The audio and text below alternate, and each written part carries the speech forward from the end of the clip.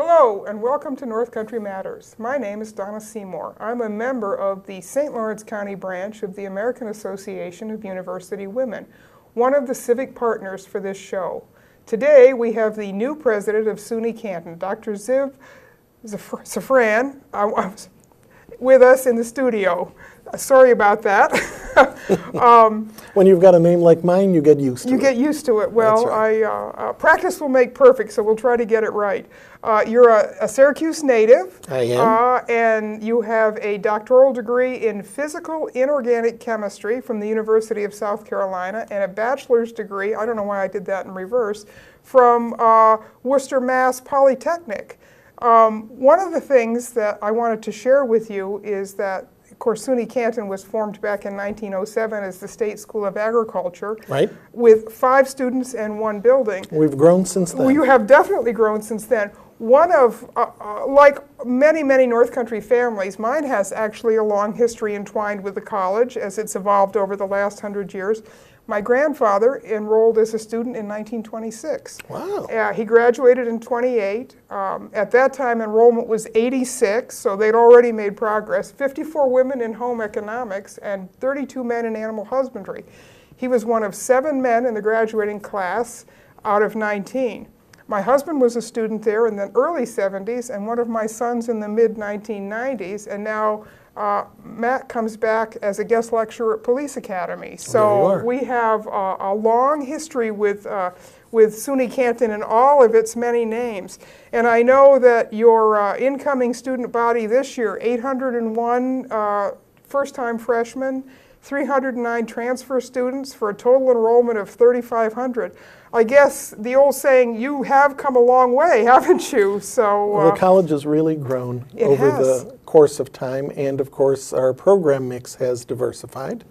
And you know, some of the things that we used to do, we're not doing any longer. So we don't no more animal husbandry. No more animal husbandry, though we do have veterinary science, and we don't have home economics anymore. We are possibly bringing back hospitality management, which was a degree that we had maybe 30 years ago and left. But we've got a lot of very contemporary degrees in engineering technology, in the area of criminal justice, as you're aware, homeland security, right, nursing, a lot of things in the health-related professions. And so it's business, finance. It's a great place. Yeah, one of the nice things about a college like Canton, which is really a hybrid, you do certificate programs, you do 2-year degrees, you now have 4-year degrees, is you can be very aware of what the needs of the larger North Country are and develop programs that actually meet those needs from an employer point of view, which is really nice for keeping local kids local and having them find a good, solid job opportunity that means they can stay in the North Country instead of having to go elsewhere, which is really nice. Yeah, and that's really important to us because, you know, as one of the universities in SUNY, right, our job is to serve the, you know, broad swath of folks in the state of New York in general and in the North Country in particular. And so we would love it for our graduates to stay in the North Country to help in economic development, to start their own businesses, to be real entrepreneurs. And that's why one of the things that we're working on right now is to build entrepreneurship into all of our degree programs, because we think we should, you know, and along with our sister colleges up here in the North Country, be the economic engine that helps the North Country grow. Well, and that's really true because education is pretty much the biggest industry. Actually, education and the medical profession are the 2 biggest industries in the North Country. And SUNY Canton houses one of the small business centers, administration centers, so that's a wonderful partnership right there. One of the hot topics that you see in the news all the time right now about colleges is access and affordability. And SUNY Canton is obviously a great educational value when you compare it to a lot of other places. And you really fill a unique role in higher education here in the North Country because you have such a diverse population. You've got traditional students, you've got non-traditional students, you recruit outside the area, you recruit inside the area. People can come to you for a short-term course, or they can come to you for a 4-year degree. So, and you do those great bridging programs, like 2 years at SUNY Canton, 2 years at another place.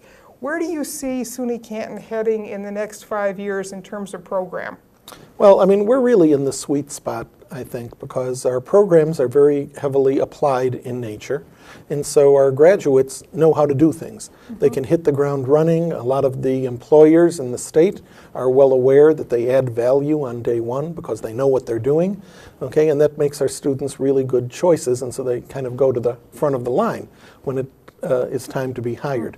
And so that's fantastic. And as you say, we've got a range of programs, certificates, associates, bachelor's degrees, so that students can really find whatever level that they're looking for, and they can try things out with a certificate and then decide, you know what, I want to go a little further, so they can go for an associate's degree, or further still, they can go for a bachelor's degree. And we've got partnerships, as you say. What's in the future? We're looking at a couple of additional programs, always staying within our mission. And so we're looking at various applied areas. So for example, I'd like us to be doing more in the area of engineering, technology, and engineering. And so you'll probably see us developing some new programs there. I think the computing area, especially applied computing, is something that's ripe for us. We have a very good IT program, but I'd like us to also develop a program in computer game design. For example, the Montreal, Ottawa axis, there's a lot of game development companies up there, and so us being so close to these major Canadian markets, I think, makes this a good opportunity for us. I mentioned hospitality management before. That's something I'd like to see come back, because I think that the North Country is beautiful.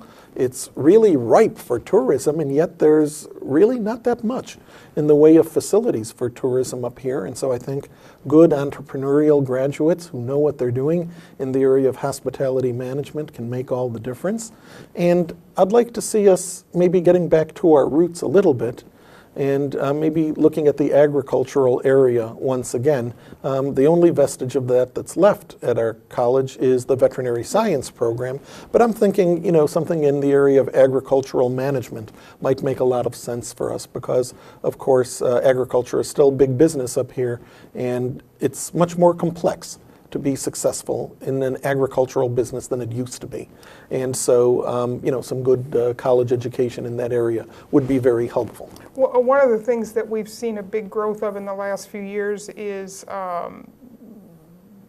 community-supported agriculture, and the small niche farmer who is not going to have the 1,500 dairy cow farm. So you're exactly right, getting back into that and helping people develop, because that's the local food movement, there's a lot of high value in that, and learning how to manage that well. And the whole sustainability area, of course, comes into this.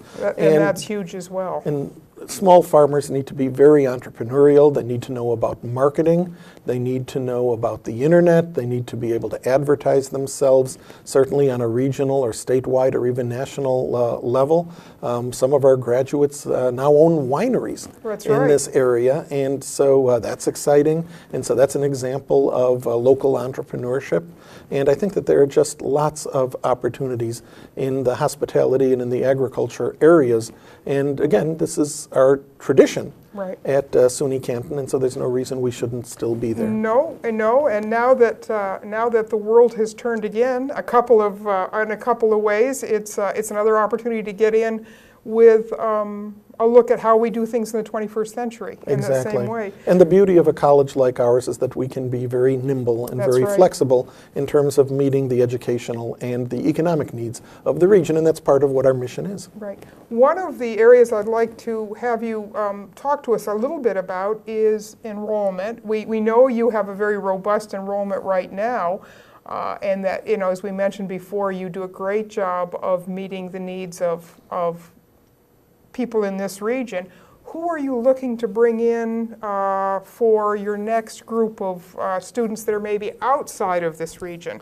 Well, I mean, I don't want to ignore the students in this region and the students we already have.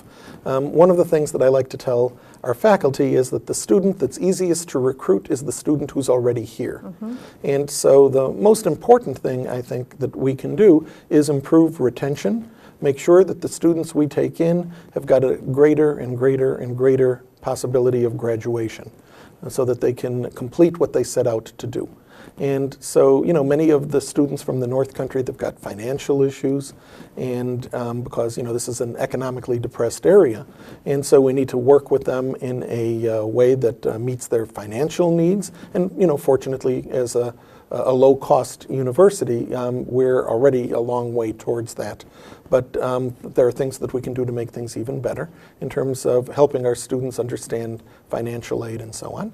And of course, meeting our students where they are in terms of their educational experience and taking them where they need to go.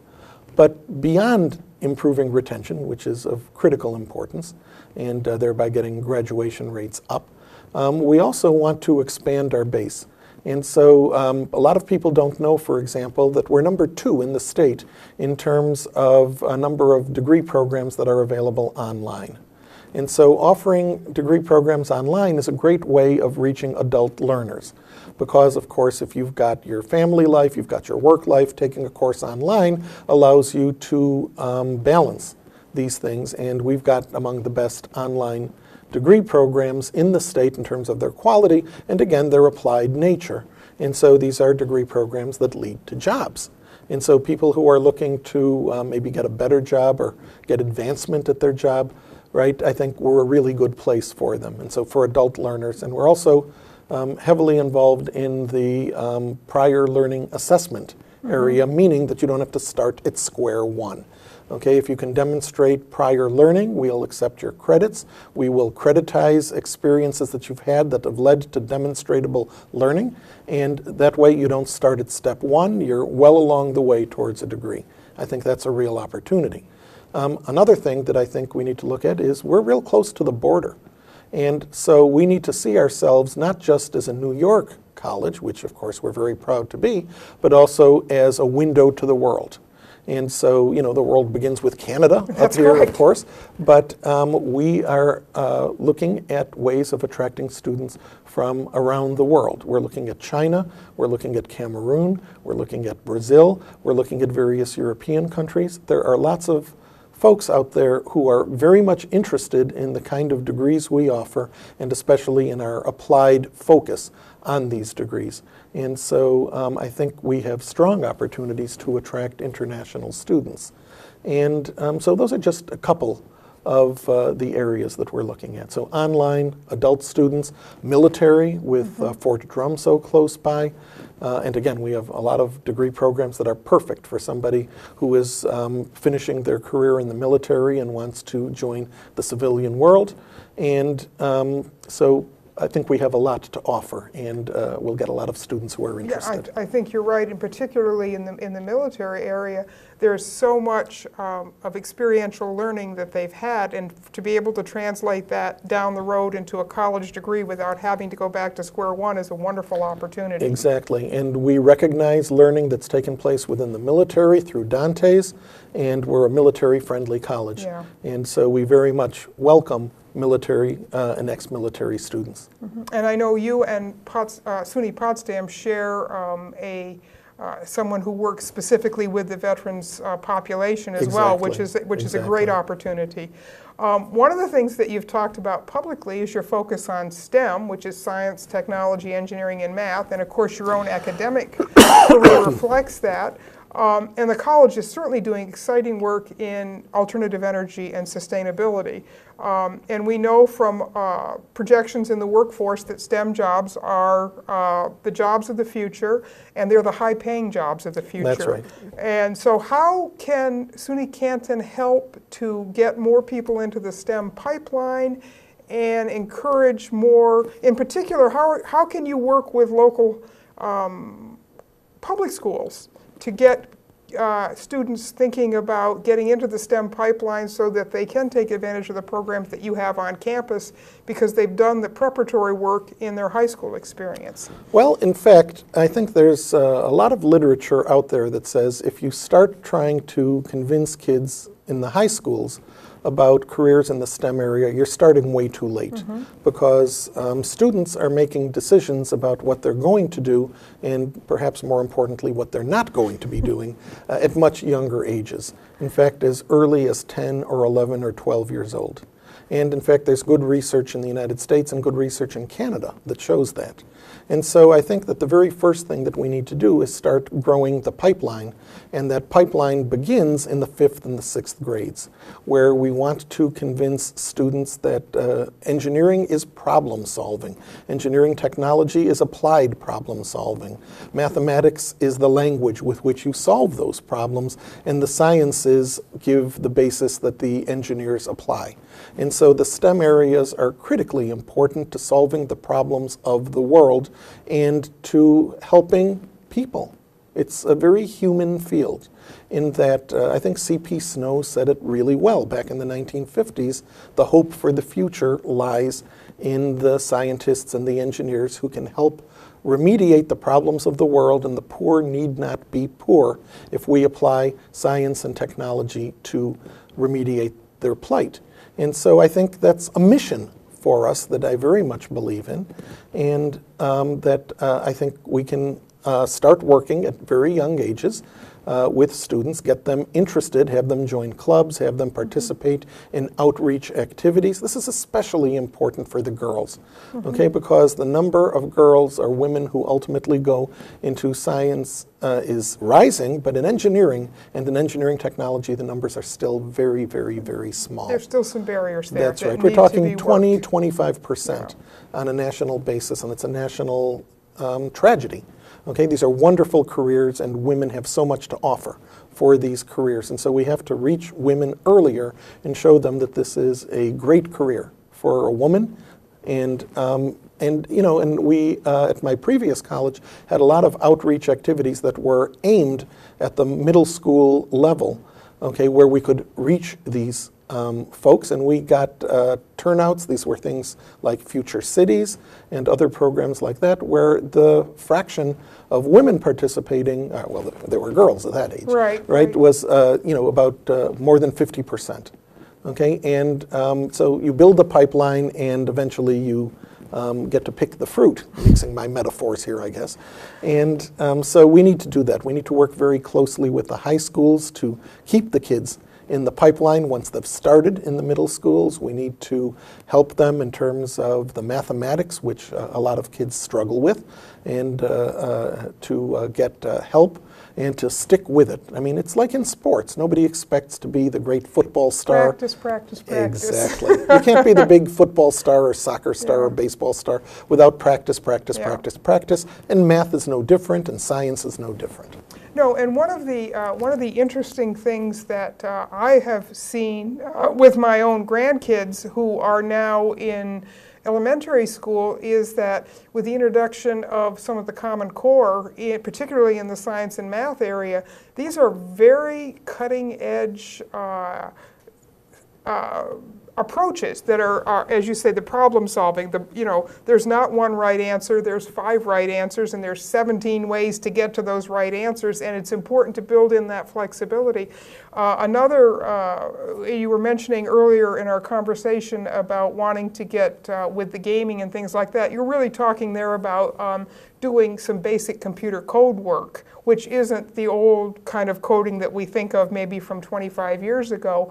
And a lot of that, we're seeing a lot of young people do building computer apps using basic coding, which again are problem solving. They are trying to do something and they figure out how to do it, and pretty soon they've got a little entrepreneurial business having created some kind of a widget that actually accomplishes an important task. I have a cousin who is just starting his professional career, and he's doing exactly that. And you know, I think there's a lot we can learn from computer gaming, because you know, when you're playing a computer game for the first time, you expect to lose, right? And you're going to get wiped out on level 1 or level 2 or level 3. You don't expect to get to the end. In fact, if you did get to the end, it wasn't a very good game.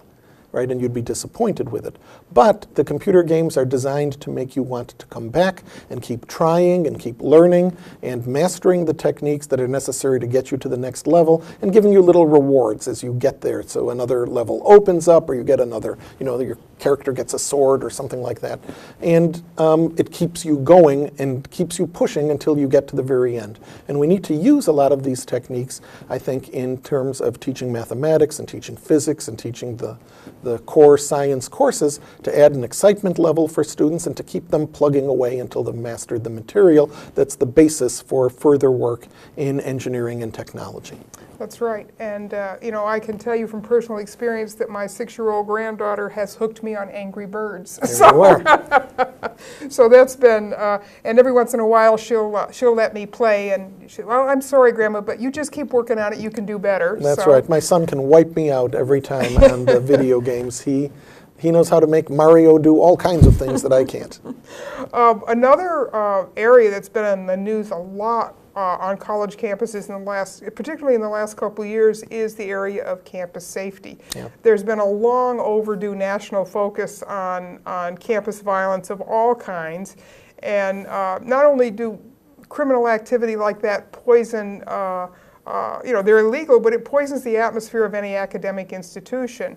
And I was reading just today in the Albany Legislative Gazette that the Office of the Comptroller has come out with a look at how the SUNY schools are doing and some of the reporting of this. And so, we know that we can all do better. So when you look at things like that, because you are a campus with dorms and with people who stay on it, that's all part and parcel of it. It comes under, the umbrella of creating that vibrant and safe and welcoming space that all campuses want to create for their students. So how are you addressing these issues on your campus? Well, I guess I've got a couple of things to say. First, being up in the North Country in a lovely village like Canton, we're a very safe place. Mm-hmm. The incidence of crime on our campus is incredibly low.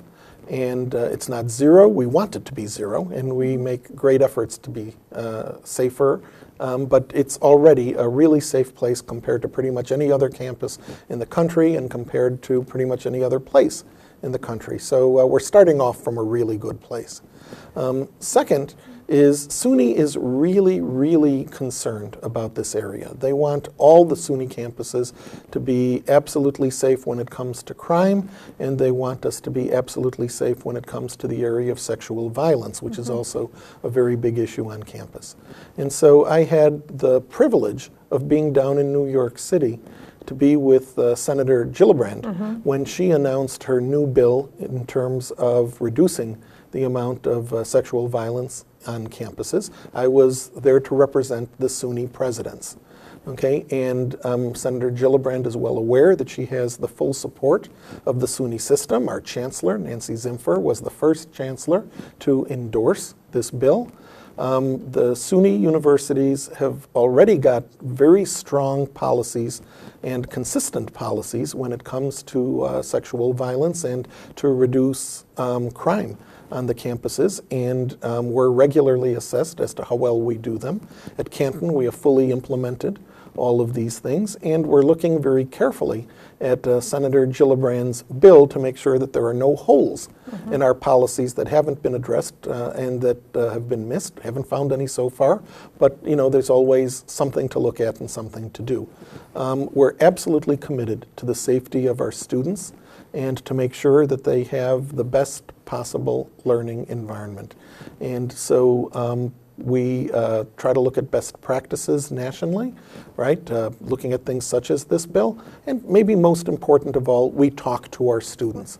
And so we want to hear from them when there's anything they think we can be doing better, or if they've got concerns of any kind. And we try to address them immediately. Part of the way we're trying to communicate. As a new president, I get to try out some new things. And so I've started sending out a blog to our students each week. Okay, since our mascot is the kangaroo, we call it From the Pouch. Okay, and so that's a lot of fun.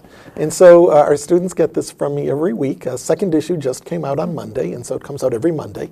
And I invite the students to tell me whatever issues are on their mind, be it to do with violence or be it to do with just how to get a job on campus. And so I'm starting to hear from students. They get a personal response from me. Our next issue, in fact, is going to be talking about how to make our campus even safer, and that's going to be the central focus of the next issue. So we'll be talking about these things, and I expect to get some feedback from the students about it. That's really encouraging to hear, because for many, many campuses, they have not wanted to address these issues, and everything's just fine, move along, don't pay any attention to that. And we've seen campuses get into a lot of trouble, and the lid is kind of blown off this now. And to see campuses who are doing what you were talking about doing and being so proactive and addressing this head on is so important, because that's the way you change the culture of a place. If it's not what it should be, the only way you're going to make those positive steps forward is to have this kind of an open dialogue. So that's really encouraging to hear, and I am sure that knowing young people as I do, that if they have been invited to give you their opinion, they will be. Yes, and I look forward to it. Absolutely. Because, look, we have excellent staff on our campus, and I think that they have a good hand on the pulse of what's going on. But you know what? Nobody can be perfect, That's right. And nobody knows the situation for students better than the students themselves.